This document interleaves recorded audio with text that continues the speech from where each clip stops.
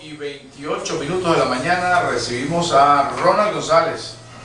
Bienvenido, Ronald, al segmento Decisiones. Leonardo, buenos días, ¿cómo estás? Feliz día para ti, para Igualmente, todos. bueno, hoy estamos empezando lunes y la semana pasada fue una semana bastante movidita y creo que en el país esto va a seguir siendo así. Tenemos dos noticias importantes, una de ellas la decisión del Ejecutivo Nacional de aprobar el presupuesto por canales distintos a los de la Asamblea Nacional. Anunció el vicepresidente de la República, Aristóbulo Istúriz, que lo iban a discutir en asambleas populares, y después anunció incluso el presidente de la República que se iba a hacer a través de una decisión del Tribunal Supremo de Justicia, que eso se puede hacer, y también en algún momento llegó a decir, ya más hacia el fin de semana, que las alcaldías y gobernaciones que no acepten esta decisión quedarían, palabras textuales, por fuera como la guayabera. Ese es uno que quisiéramos tu opinión al respecto, como un avesado hombre de la política y de la lucha social en Venezuela, para que empecemos por ahí, por el problema del presupuesto. Sí, fíjate, Leonardo, para nadie es un secreto de que, conocido una vez los resultados del pasado 6 de diciembre, cuando la Unidad Democrática obtuvo una mayoría en la Asamblea Nacional, estábamos conscientes de los que de cierta forma tenemos responsabilidad de conducción dentro de la MUC a lo que nos veníamos a enfrentar en este nuevo año. Un gobierno que no es demócrata, que no respeta las instituciones, sino que ha venido diseñando estas instituciones como un traje a la medida.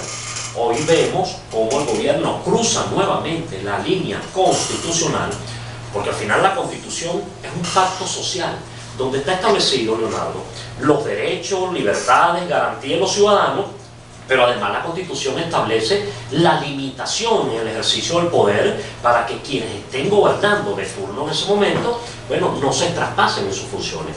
Aquí lo que vemos nosotros es como el gobierno, una vez más, se despacha y se da el vuelto y no cumple como está establecido, que es que el presupuesto debe aprobarlo la Asamblea Nacional. Ahora, como la Asamblea Nacional no responde a los caprichos del presidente de la República, bueno, simplemente aquí se utiliza una sala constitucional, que en la Constitución están muy claras sus atribuciones. Sus atribuciones no es ni legislar, no es aprobar presupuesto, y además la sala constitucional se atribuye una supremacía constitucional que no es tal. Entonces, lo que hay es un desconocimiento de un poder público que integra el Estado venezolano, porque así como el poder ejecutivo, conformado por el presidente de la República y su ministro, así también el poder legislativo, que lo conforma la Asamblea Nacional y sus diputados, integran el Estado venezolano. Lo que hay es una gran confusión. Este gobierno confunde gobierno con Estado y con PSUV, y lamentablemente no hay un respeto a las instituciones. Se estaría quebrantando la división de poderes, que al final es lo que mantiene una democracia. Leonardo, lo que determina una democracia no es elecciones. En Cuba hay elecciones todos los años y en Cuba no hay democracia. Lo que verdaderamente mantiene y define un Estado democrático es el respeto a sus instituciones, su autonomía, su independencia de acción presupuestaria, de administración. Y lamentablemente en Venezuela hoy tenemos unos poderes arrodillados a un gobierno que perdieron su norte, que dejaron de ser poderes del Estado venezolano para convertirse en unos órganos adscritos al gobierno, y lamentablemente, como la Asamblea Nacional no cumple los caprichos del gobierno, entonces utiliza 7 magistrados en la sala constitucional que se creen que están por encima de la Constitución. Entendamos que de los 5 poderes que conforman el Estado venezolano, 2 son originarios y los otros 3 son derivados. Pudiésemos dar en otra oportunidad esa discusión sobre poder originario y poder derivado. Es decir, hay 2 que provienen del voto directo de los ciudadanos, como es el poder ejecutivo y el poder legislativo, y hay 3 poderes que son derivados, es decir, que quien los nombra la Asamblea Nacional. Pues a los magistrados que nombra la Asamblea Nacional hoy están quebrantando esos poderes y pasándole por encima a la Constitución. Y desde el punto de vista pragmático también tendríamos consecuencias en lo que se refiere a la validez de ese presupuesto, no solamente a nivel nacional, sino a nivel internacional. Totalmente, yo creo que vienen pronunciamientos internacionales, pero además un llamado. Yo creo que aquí llegó la hora de ver de qué estamos hechos, Leonardo. Aquí ningún gobernador ni ningún alcalde puede hacerse cómplice en una violación a la Constitución. Aquí no puede ser un tema de que, bueno, entonces no nos van a enviar los recursos. Aquí hemos venido pregonando lo que decidimos la política como vocación de vida, que haremos respetar la Constitución. Pues llegó el momento de hacer respetar la Constitución. Esto no es un tema de que el gobierno va a violentar la Constitución y entonces nosotros nos plegamos porque, bueno, es nuestro traje a la medida y cuando nos conviene nos quedamos callados, como cuando hubo aquella propuesta de la reelección indefinida. Era muy mala para muchos.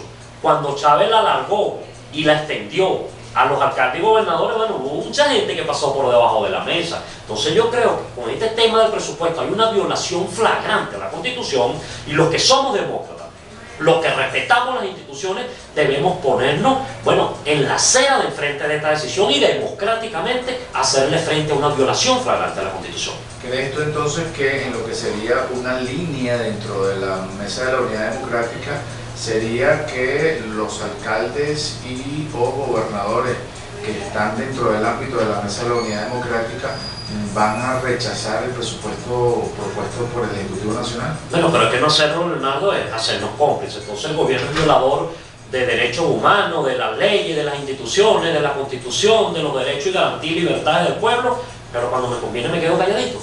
Yo creo que, por eso te digo, es el momento de ser coherente.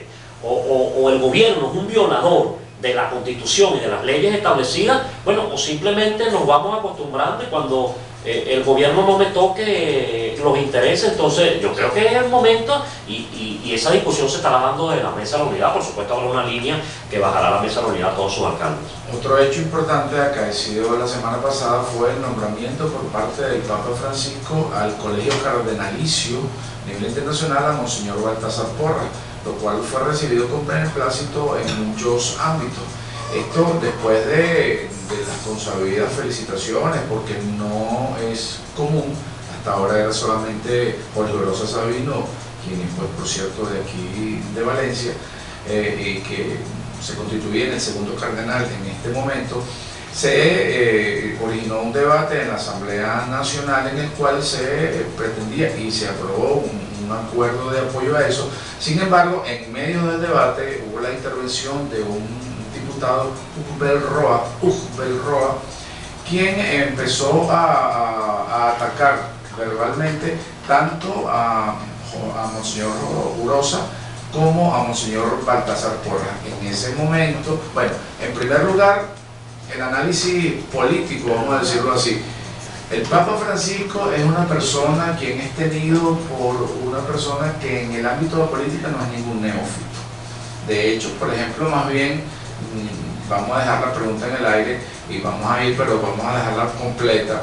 De hecho, más bien, algunos lo acusan en términos de ser en Argentina peronista y que no ha recibido con demasiada calor, con cierta frialdad, ha recibido a Mauricio Macri, que poco a poco ha ido mejorando, que es una persona que tiene una visión política fuerte, aparte de ser una persona pues que internacionalmente goza de una altísima popularidad, y que el nombramiento de Baltasar Porras, conocido su trayectoria en Venezuela, es una manera de cuando acuden al Vaticano para propiciar el diálogo, decir, bueno, mire, aquí está el mediador con estas características. En términos políticos, muchos dicen que no es nada inocente, sino que es jugando o apostando a una profundización del diálogo en términos reales. Eso en primer lugar. Vamos a analizar en general pues, el nombramiento de Baltasar Porras y después pasamos a la anécdota de la Asamblea, pero ahorita vamos a una pausa musical.